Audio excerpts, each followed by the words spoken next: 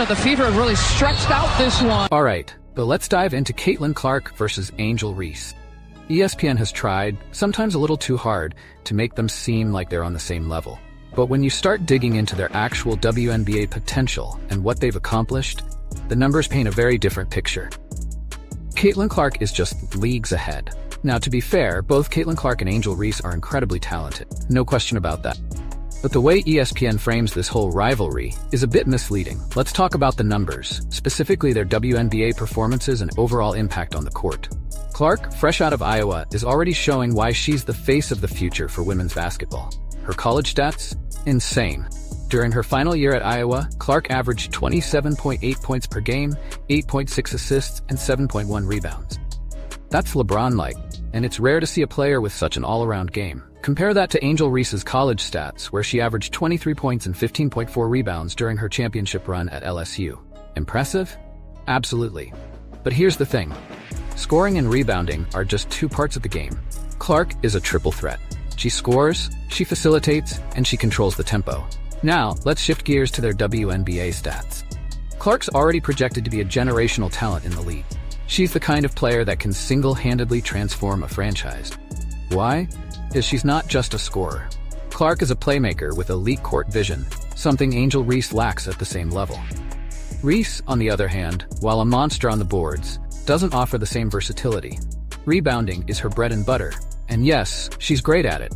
But how does that translate into elite WNBA success? Take a look at some of the top bigs in the league. Aja Wilson, Brianna Stewart, they can all rebound, but they can also stretch the floor, pass, and defend multiple positions. Reese hasn't shown that complete game yet. This is where ESPN steps in, trying to create a rivalry where there's really no contest. For months, they've been pushing this idea that Clark and Reese are two sides of the same coin, basically trying to sell a Bird versus Magic rivalry to women's basketball fans. But the problem is that Reese, while talented, doesn't stack up to Clark on the same level, and the stats prove it. ESPN tends to focus on Reese's swagger and leadership on the court. They talk about her as if she's a do-it-all player, when really, she's a specialist. She's dominant in the paint, sure, but outside of that, her shooting is subpar, and her ability to create for others is virtually non-existent. Clark, meanwhile, is the definition of a do-it-all player. She's the kind of guard that teams build entire offenses around, not just because of her scoring, but because she makes everyone around her better. And yet, ESPN keeps hyping up this rivalry, when the reality is, Reese isn't even in Clark's league. Look at Clark's shooting percentage. She's shooting 40+% from 3 on high volume, while Reese barely even attempts shots from beyond the arc. Clark's ability to stretch the floor forces defenses to adjust, leaving lanes open for her teammate. Reese? She's more of a traditional post player, and in today's WNBA, versatility is key. Another area where Clark separates herself from Reese is playmaking. Clark averaged nearly 9 assists per game in college, showcasing her ability to create for others. She has this incredible court vision that you just can't teach. She's always 2 steps ahead of the defense, threading the needle with pinpoint passes, whether it's in transition or half-court sets. This isn't something we've seen from Reese. Caitlin Clark is an offensive machine. Can plug her into any system, and she'll excel. Reese? You have to build around her, and that's not something that many WNBA teams are going to do unless she evolves her game. That's why the comparisons just don't make sense. So why does ESPN keep forcing this comparison? Well, rivalries sell. It's no secret that Bird versus Magic, LeBron versus KD, Kobe versus Tim Duncan, these matchups have always generated buzz. ESPN knows this, and they want to create the next big storyline in women's basketball. But they're doing it at the expense of accuracy. Problem is, they're pushing a narrative that just isn't backed by the stats or their respective skill set. Clark and Reese aren't equal.